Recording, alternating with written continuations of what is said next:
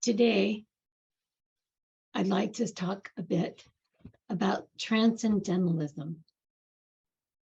Transcendentalism is a philosophical orientation stressing spirituality, which has been defined in a variety of ways over the years. The philosopher Kant argued that God and all other religious forces cannot ever be objects of verifiable knowledge and were therefore to be considered transcendent. That is to say, that they are outside of the scientific method for acceptable, verifiable limits and results. For the poet Coleridge, transcendentalists were those who placed an emphasis more on the spiritual side of human nature. And in New England, transcendentalism refers to the doctrines of a philosophical and literary group based in the Concord, Massachusetts area in the 1800s. This group existed for many years and included the such as Ralph Waldo Emerson, Henry David Thoreau, and Margaret Fuller, just to name a few. Their orientation was eclectic, having a Platonic, Asian, and Kantian influences. In general, they argued that there were two ways of knowing. One, through the physical senses, and two, through intuition. They asserted that intuition was a transcendent function, but one that could be cultivated through a practice of keen attention and alert mindfulness, and by allowing the time and the space for the almighty power and dynamic life forces to provide each of us, each and every one of us, greater light going forward. And then allowing us to dig deeper into the understanding of just how we each and every one of us can be a meaningful value add in the world, of how we can grow and then to emerge most naturally alive and capable of showing our own inner light, while at the same time always looking for greater purpose and meaning in life, and for personal growth opportunities, persistently and optimistically seeking all that God offers to each of us here and now, seeking not for selfish motives, mind you, but to embody more fully the gifts, the many wondrous gifts that we each have available to us within our depths, within the depths of our souls, just waiting to be shared with the world. That is when we decide to do so, when we decide to make contact, when we decide to go deeply within, allowing our own unique heart song to lead the way forward, continuously and confidently seeking greater access to our own unique and indwelling Christ consciousness. And then reaching naturally and deeply into the eternal well of God's wisdom, the well from which we all may share if we only believe that we can. When we believe we can, when we learn to more fully embrace our own vibrant and life-changing, emergent powers, and just in that moment, we understand that each and every one of us can do the same. We often tend to talk lightly of our own unique gifts, our indwelling gifts from God. Yet these, my friends, these are brilliant and precious gems, unique gifts from God.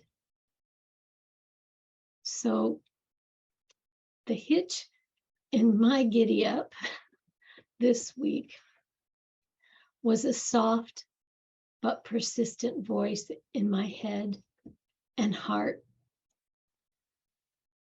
A voice that sounded quite like my recently deceased mother. A voice that commanded my respect, communicating clearly and lovingly, saying, give back freely, for you have been richly blessed, my daughter.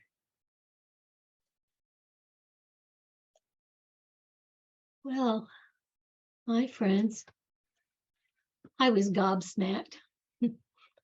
Gobsmacked, that's the only word that I can think of to explain how I felt. That is the only way that conveys my incredulity and my shock. I have to admit, at this point, as a personal aside, as a child in the 60s, I had a very irreverent flashback, if you'll hang in there with me. I had a very vivid memory of an old television show that was called My Mother, the Car, as I recall.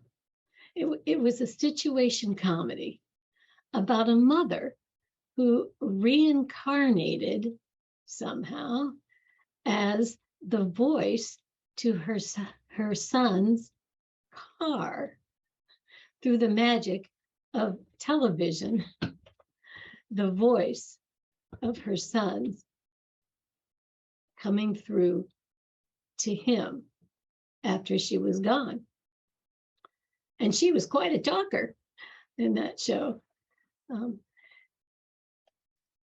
Her advice to her son, as I recall, was good, but not always easy to explain to others, let alone that it was decidedly not usually very easy advice to follow. So today, I find myself in an odd sort of situation.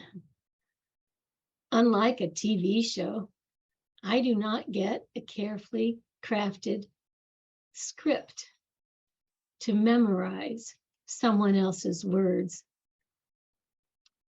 Then it was if my mom had whispered in my ear this week, saying, give back, give back, give back freely and lovingly, give back thoughtfully, for you have been richly blessed, my daughter. Big sigh here. And another deep breath. Of course, now I have been pondering my next life chapter. And as if fireworks had gone off, had just gone off. It was like the 4th of July and fireworks were everywhere. And I realized that I have been deeply blessed in so many ways over my lifetime so far. And that one of God's greatest gifts to me was being born into a family who had just found what turned out to be our path from 1958 to the current time in unity. I was christened in a unity church soon after birth. And as an adult, I have served in many roles with a range of unity churches, such as a director of youth education for 8 years at Fox Valley Unity. And that was in the Chicago area. And we had about 80 kids showing up to our youth education program in this suburban area. And then when we moved to New Hampshire, I became a director of youth education at Unity on the River. I served there for about 10 years, I think. It was another very large church in its day. And then I became the head minister at Unity of Dover for several years. Now, some might ask, why did you choose to channel so very much of your time and energy to unity? And I have but one simple answer. My friends, because the teachings work. With the right people at the right time in their life journey, these teachings give hope. And they lead the way to miraculous transformations.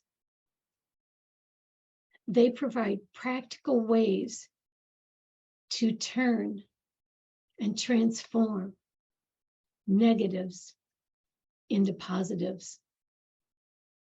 They provide a model for revising your life expectations and your goals in life for the better. Unity's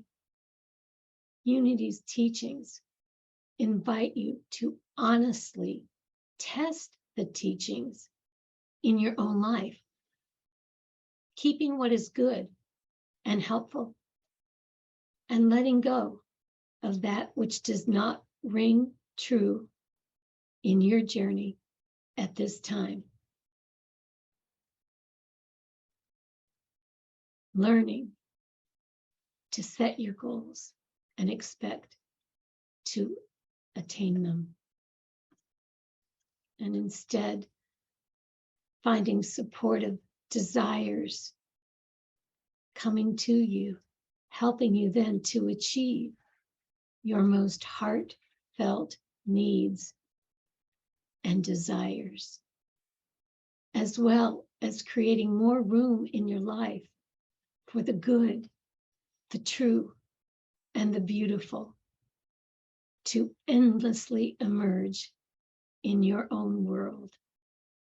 And then to generously sharing God's good moving through and as you, to keep the flow going, giving back to those who inspire us, and then down the road, putting out a helping hand to those coming along behind you, seeing a bit of yourself in the up and coming shining star, and finding a way to pay it all forward, offering a hand up to someone following you on the path.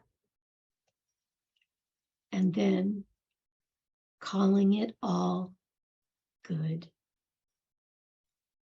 Calling it all God's good. May it be so for each and every one of us. Namaste. Namaste, my friends. Namaste.